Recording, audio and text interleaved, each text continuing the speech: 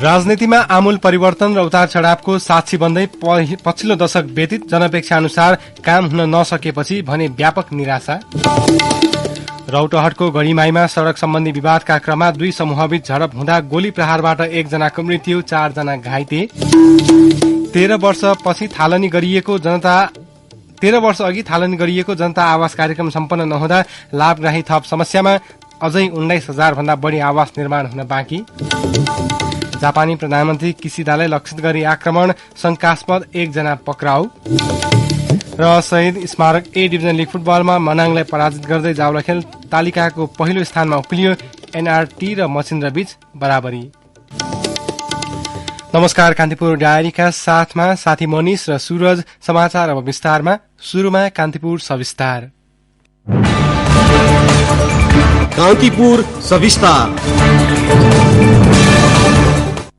मुलुक 80 को दशक पार गरी नयाँ दशकमा प्रवेश गरेको छ। 2070 देखि शुरू भएको पछिल्लो दशकमा नेपालमा राजनीतिक, सामाजिक, आर्थिक दृष्टिकोणले थुप्रै परिवर्तन भए।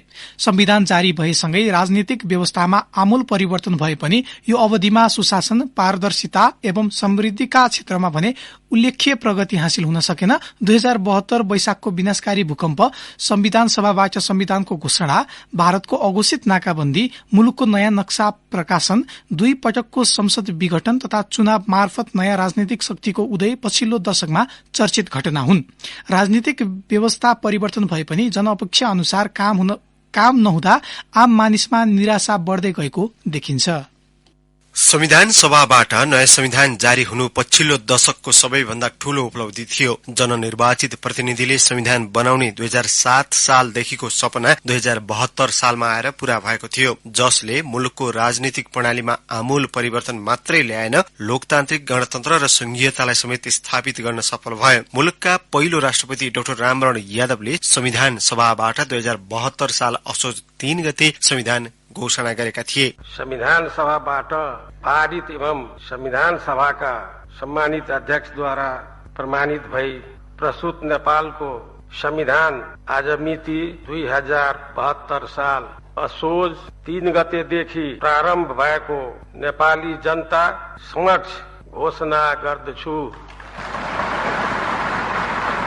संविधान जारी गरेर गणतन्त्रात्मक व्यवस्थालाई संस्थागत गर्न दलहरू सफल भए पनि लगत्तै दक्षिणी छिमेकी भारतले लगाएको अघोषित नाकाबन्दीका कारण मुलुकको कूटनीति र अर्थतन्त्रमा गम्भीर असर गरेको थियो। संविधान जारी भए लगत्तै राजनीतिक व्यवस्थामा भएको आमूल परिवर्तनपछि नागरिकमा एक खाले आशा र उत्साह जगाएको थियो। फलस्वरूप राजनीतिक स्थिरता र आर्थिक समृद्धिले फड्को मार्ने आम अपेक्षा थियो। नयाँ संविधान, पहिलो महिला राष्ट्रपति, पहिलो महिला प्रधान न्यायाधीश, पहिलो महिला सभामुख चयन, 3 तहको सरकार गठन, धर्म निरपेक्षता, समानुपातिक समावेशिता जस्ता मुद्दा 80 को दशकमै स्थापित हुन सके। तर व्यवस्था परिवर्तन भए पनि दलहरूको राजनीतिक संस्कारमा परिवर्तनको महसुस हुन नसकेको राजनीतिक विश्लेषक पुरुषोत्तम दाहालको भनाइ छ।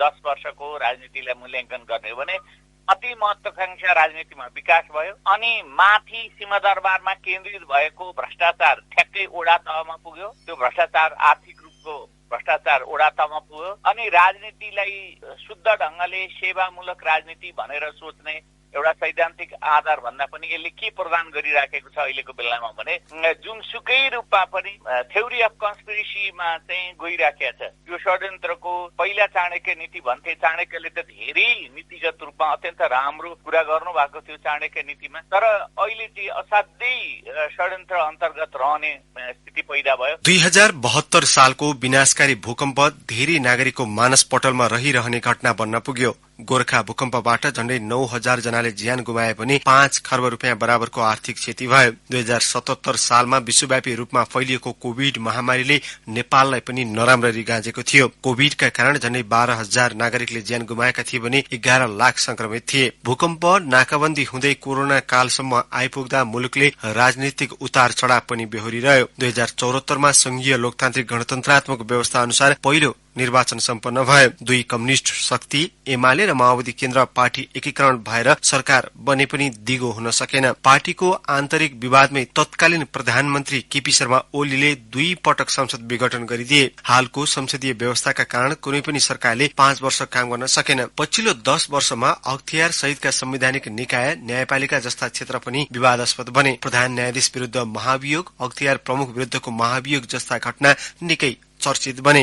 राजनीतिक अस्थिरता र नीतिगत अल्झनका कारण सुशासन र समृद्धिको आम अपेक्षा पनि पूरा हुन सकेन। अर्थविद डाक्टर गोविन्दराज पोखरेल भन्छन्, नीतिगत सुधार गर्न सकेका छैनौं। कानूनी अल्झनहरू, धेरै कर्मचारी तन्त्र एकदम खिएको, सेवा दिनको लागि त्यति उत्साहित नभएको, निराशा भएका उद्यमीहरू, सरकारी संरचना, सरकारी संयन्त्रहरूले सहजीकरण भन्दा पनि तिनीहरूलाई कन्ट्रोल गर्न खोजेको र कुशासनका गतिविधिले गर्दाखेरि नराम्रो काम गर्ने व्यक्ति समूहहरूले प्रोत्साहन पाइरहेको, यी सबैले एक प्रकारको समाजमा निराशा पनि देखाएको छ। यही अवधिमा लिपुलेक र लिम्पियाधुराको भूभागलाई आफ्नो नक्सामा समावेश गर्न नेपाल सफल भयो। दलहरूको सहमतिमा संविधान संशोधन हुँदै संसदबाट चुच्चे नक्सा पनि जारी भयो।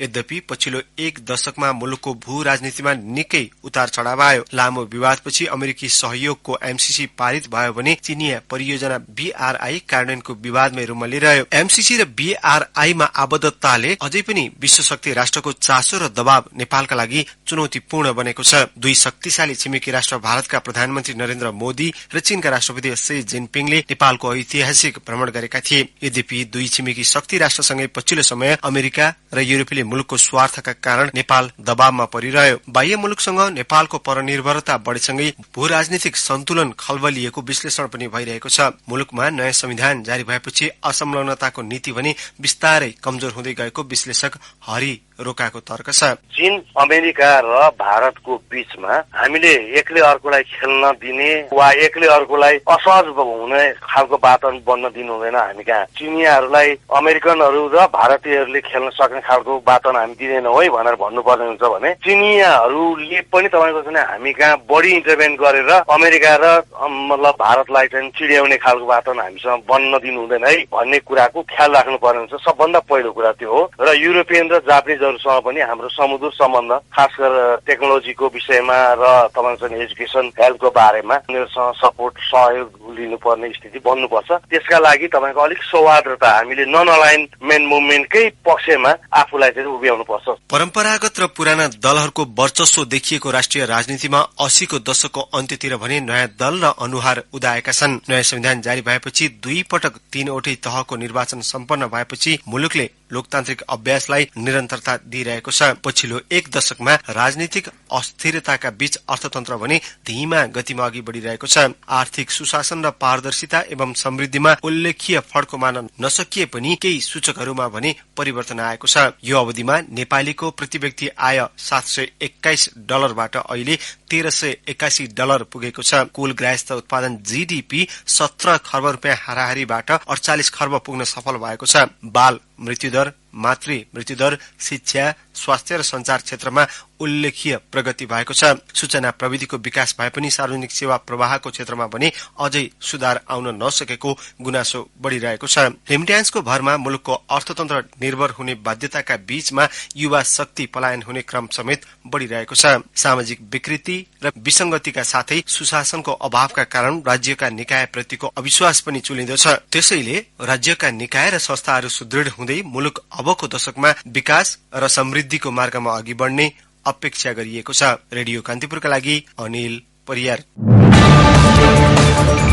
कान्तिपुर सविस्तार।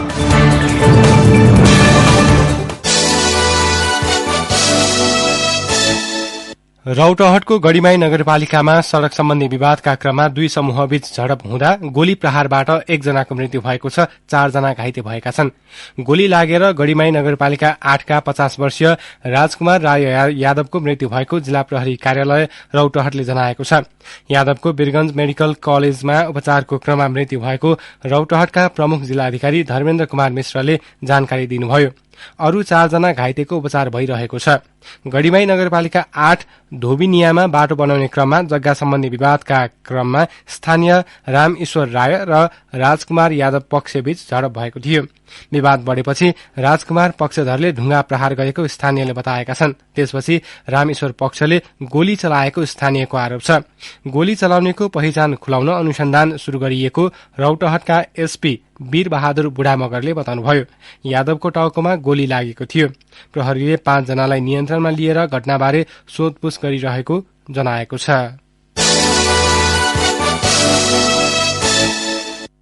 राष्ट्रिय स्वतन्त्र पार्टी रासोपाका निलम्बित सांसद ढाका कुमार श्रेष्ठलाई कानूनी प्रक्रियामा नजान पार्टी सभापति रवि लामिछानेले आग्रह गर्नुभएको छ। चितवन 2 को उपनिर्वाचनको संगारमा पार्टीका सांसदले रकम मागेको अडियो सार्वजनिक भएपछि आलोचना बढ़िरहेका बेला लामिछानेले मुद्दा मामिला नगरी पार्टीलाई सघाउन आग्रह गर्नुभएको हो। मन्त्री बन्न पार्टीलाई रकम बुझाउनु पर्ने भन्दै एक मेडिकल व्यवसायीसँग 2 करोड़ रूपियाँ मागेका श्रेष्ठले आफूलाई पार्टीले कारवाही गरेको विषयमा अदालत जाने तयारी गर्नुभएको छ। सभापति लामिछानेले चुनावी सभालाई सम्बोधन गर्दै अदालतले सफाई दिए जनताले साथ दिने भन्दै मुद्दा मामिलामा नजान आग्रह गर्नुभएको हो। हाम्रा पूर्व सांसद हाम्रा लागि उहाँलाई म यति मात्र भन्न चाहन्छु कि यो यात्रामा तपाईले हामीलाई सघाउनु होला। यो गर्छु त्यो गर्छु मुद्दा हालिदिन्छु त्यहाँ गरिदिन्छु यसो गरिदिन्छु नभन्नु होला। यो यात्रामा कहीँ न कहीँ तपाईको पनि योगदान छ। आफूले योगदान दिएको यात्रामा आफू सही साइड लागेर आफू अन्त बसेर पनि तपाईले सघाउनु होला। भोलि अदालतले क्लिन चिट लिएछ भने नेपाली जनताले भोट दिएर तपाईलाई जिताउँछन्। हामी तपाईलाई संसदमा स्वागत गरौँला। यो यात्रा पिछोल्ने काम नगर्नुहोस्। श्रेष्ठको अडियो सार्वजनिक भएपछि तत्काल कारवाही गरेको पार्टीले उनलाई सांसदबाट बर्खास्त गर्न संसद सचिवालयलाई पत्र समेत पठाइसकेको छ। कान्तिपुर डायरीमा अब ब्रेकको पालो। अब बाँकी प्रसंग। जनता आवास कार्यक्रम शुरू भएको 1 दशक बितिसक्दा पनि सम्पन्न नहुँदा लाभग्राही थप समस्यामा परेका छन्। गरीब, पिछड़िएका एवं सीमान्तकृत वर्गलाई आवास सुविधा उपलब्ध गराउने लक्ष्य अनुसार सरकारले आर्थिक वर्ष 2066-67 देखि जनता आवास कार्यक्रम शुरू गरेको थियो। तर कार्यक्रम प्रारम्भ भएको 13 वर्ष भए पनि निर्माणको काम अधुरै छ। लामो समयसम्म पनि आवास निर्माणको काम पूरा नभएपछि महालेखा परीक्षकको कार्यालयले सो कार्यक्रमको औचित्यमाथि प्रश्न उठाएको छ। महालेखा परीक्षकको कार्यालयले सार्वजनिक गरेको वार्षिक प्रतिवेदन अनुसार यस कार्यक्रममा आर्थिक वर्ष 2074-75 सम्म 55,970 आवास निर्माणको लक्ष्य तोकिएकोमा 17,039 आवास इकाईको निर्माण सम्पन्न भई 5 अर्ब 64 करोड़ 91 लाख रूपैयाँ खर्च भएको छ। यो कार्यक्रम आर्थिक वर्ष 2075-76 देखि प्रदेश सरकारमा हस्तान्तरण भएको छ। शहरी विकास तथा भवन विभागले पेश गरेको आर्थिक वर्ष 2078-79 को विवरण अनुसार कार्यक्रम शुरू भएको 13 वर्ष बित्दा 36,325 आवास इकाईको मात्र काम सम्पन्न भएको छ। अझै 19,645 आवास निर्माण हुन बाँकी रहेको प्रतिवेदनमा उल्लेख छ।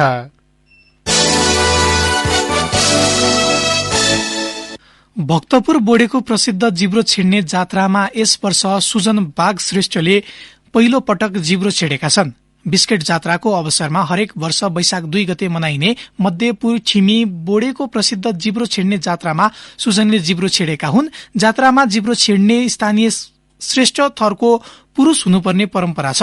यही परम्परा अनुसार यस वर्ष सुजनले जिब्रो छिडेर जात्रालाई निरन्तरता दिएका हुन्। विभिन्न देवगढ़को पूजा गरेपछि 1 महिना अघिदेखि तेलमा डुबाई राखिएको 10 इन्चको फलामको सुइरोले श्रेष्ठको जिब्रो छिडिएको हो। उनका बुबा बुद्ध कृष्ण श्रेष्ठले यसअघि 9 पटक जिब्रो छिडेका थिए। चैत मसान्तको दिन बोडे महालक्ष्मी मन्दिर प्रांगणमा लिङ्गो ठडाएपछि जिब्रो छिड्ने व्यक्तिले निराहार व्रत बसेर जिब्रो छेडाउने चलन छ। जिब्रो छेडाएर नगर परिक्रमा गराए देशमा दुःख नहुने, रोग अनिकाल, अनावृष्टि, अतिवृष्टि, महाभूकम्प हुन नदिने जनविश्वास छ।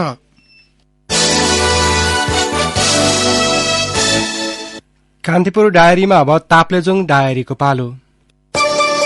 ताप्लेजुङ डायरीबाट आनन्द गौतमको नमस्कार। नयाँ वर्षको प्रारम्भसँगै ताप्लेजुङका पर्यटकीय गन्तव्य भरि भराउ हुन थालेका छन्। 3794 मिटर उचाइमा रहेको पाथिभरा, विश्वको तेस्रो अग्लो हिमाल रहेको कञ्चनजङ्घा क्षेत्र र फुङफुङे झरनामा अधिक पर्यटक पुगेका छन्। नयाँ वर्षको पहिलो दिन नै फुङफुङेमा 2500 बढी पर्यटक पुगेको स्थानीय विजय सामाले बताउनु भयो। जेठको पहिलो साता अधिक आरोहण हुने कञ्चनजङ्घा बेस क्याम्पमा आरोहीहरू पुग्न थालेका छन्। सिजनमा 4 दर्जन बढी विदेशी नै कञ्चनजङ्घा आरोहणको तयारी गरेका छन्। 61 वटा वडा रहेको ताप्लेजुङको सिरिजङ्गा गाउँपालिका 6 मामाङ्खे पनि मोटर बाटोले जोडिएको छ। चीनसँगको सीमावर्ती क्षेत्रमा रहेको फक्तालुङ गाउँपालिका 7 ओलङचुङगोला तिब्बत तर्फबाट जोडिए पनि ताप्लेजुङ सदरमुकामबाट भने जोडिन बाँकी रहेको छ। बाँकी सबै 60 वडामा मोटर बाटोको पहुँच पुगेको जिल्ला समन्वय समिति ताप्लेजुङले जनाएको छ। नयाँ शैक्षिक सत्र सुरु हुनै लाग्दा जिल्लाका पुस्तक तथा स्टेशनरी व्यवसायीले सामुदायिक विद्यालयको पुस्तकको बिक्री थालेका छन्। कक्षा 1 देखि 10 सम्मका सम्पूर्ण पुस्तक उपलब्ध भइसकेकाले वितरण सुरु गरिएको व्यवसायी महासंघका अध्यक्ष ज्ञान प्रसाद मिश्राले जानकारी दिनुभयो। शिक्षकको अनुकूलता अनुसार जुनसुकै समयमा खरिद गर्न सक्ने बन्दोबस्ती मिलाइएको छ। जिल्लामा स्टेशनरी व्यवसायीले सामुदायिक विद्यालयको पुस्तक संयुक्त रूपमा बिक्री गर्दै आएका छन्। महासंघका उपाध्यक्ष केशव प्रसाद भट्टराईका अनुसार 1 देखि 3 कक्षासम्मको 2000 र 4 देखि 10 सम्मको 1800 सेटका दरले किताब ल्याइएको छ। कक्षा 1 को पाठ्य पुस्तकको मूल्य 500 रुपियाँ तोकिएको छ। ताप्लेजुङ सदरमुकाम फुङनिङको सडक चौडा बनाउने र व्यवस्थित गर्ने योजना फुङनिङ नगरपालिकाले अघि बढाएको छ। अहिले कायम रहेको सडकको दायाँ 7.5 बायाँ 7.5 गरी 15 मिटरको सडक बनाउने र त्यसलाई व्यवस्थित गर्ने नगरपालिका प्रमुख अमिर मादेनले बताउनु भयो। शहरको सडक साँगुरो भएको र दुर्घटना बढेको भन्दै सडक बढाउने योजना नगरपालिकाले ल्याएको हो। केही स्थानीयले भने विरोध जनाइरहेका छन्। अवस्था ताप्लेजुङ डायरी आजलाई यति नै। आनन्द गौतम बिदा माग्छु। नमस्ते। ताप्लेजुङ डायरीपछि कान्तिपुर डायरीमा पुनः ब्रेकको पालो। कान्तिपुर डायरीमा अब आर्थिक प्रसंग। नेपाल विद्युत प्राधिकरणले दाङ स्थित सोना सिमेन्ट प्रणालीको बिजुली काटिदिएको छ। प्राधिकरणको करिब 75 करोड़ रूपियाँ बक्यौता नतिरेपछि सोना सिमेन्ट उद्योगको लाइन काटेको हो। प्राधिकरण नेपालगंज शाखाका प्रमुख हरि पाण्डेका अनुसार 74 करोड़ 60 लाख बक्यौता तिर्न ताकेता गरे पनि नआएपछि चैत्र 29 गतेबाट उद्योगको लाइन काटिएको हो। सोनापुर मिनरल्स एण्ड वाइल प्रणालीले दाङमा रहेको उद्योगबाट सोना र सोनापुर सिमेन्ट उत्पादन गर्दै आएको छ। कान्तिपुर डायरीमा अब अन्तर्राष्ट्रिय प्रसंग। जापानका प्रधानमन्त्री फुमियो किसिडालाई लक्षित गरी आक्रमण भएको छ। एक सार्वजनिक कार्यक्रममा सहभागी भइरहेका बेला प्रधानमन्त्री किसिडालाई लक्षित गरी धुवाँको मुस्लो फ्याँक्ने वस्तु प्रहार गरिएको जापानी संचार माध्यमले जनाएका छन्। चुनावी भाषण दिनै लागेका बेला भएको घटनापछि प्रधानमन्त्री किसिडालाई तत्काल सुरक्षित स्थानमा रूपमा उद्धार गरिएको थियो। घटनास्थलबाट एकजना शंकास्पद व्यक्तिलाई नियन्त्रणमा लिएको जापानी संचार माध्यमले जनाएका छन्। किसिदा यही महिना हुन लागेको उपनिर्वाचनमा लिबरल डेमोक्रेटिक पार्टीका उम्मेद्वारलाई सघाउन वाकायामा पुग्नु भएको थियो। गत वर्ष जुलाईमा एउटा सभामा सहभागी भइरहेका बेला जापानका पूर्व प्रधानमन्त्री सिन्जो आबेको गोली हानी हत्या गरिएको थियो।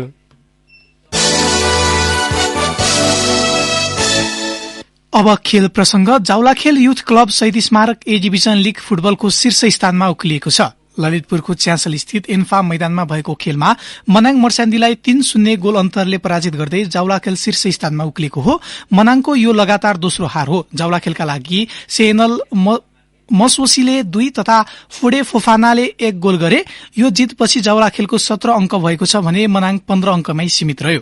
त्यस्तै त्रिपुरेश्वर स्थित दशरथ रंगशालामा भएको अर्को खेलमा मच्छिन्द्र फुटबल क्लब र न्युरो टीम एनआरटीले 1-1 गोलको बराबरी खेलेका छन्।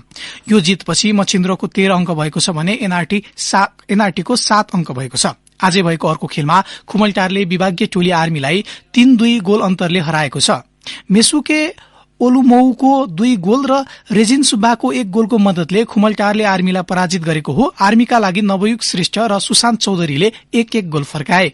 यस जितपछि खुमलटारको 10 अंक भएको छ। आर्मी भने 12 अंकमै सीमित रह्यो। अवस्था यिनै प्रसंगसँगै कान्तिपुर डायरीका आजका सम्पूर्ण बुलेटिन यही सकिन्छ। भोलि बिहान 6:30 बजे नियमित बुलेटिनका साथमा उपस्थित हुने नै छौं। तबसम्मका लागि न्यूज डेस्कका सम्पूर्ण सहकर्मीसँगै साथी मनिष र म सूरज पनि बिदा हुन्छु। नमस्कार, शुभरात्रि।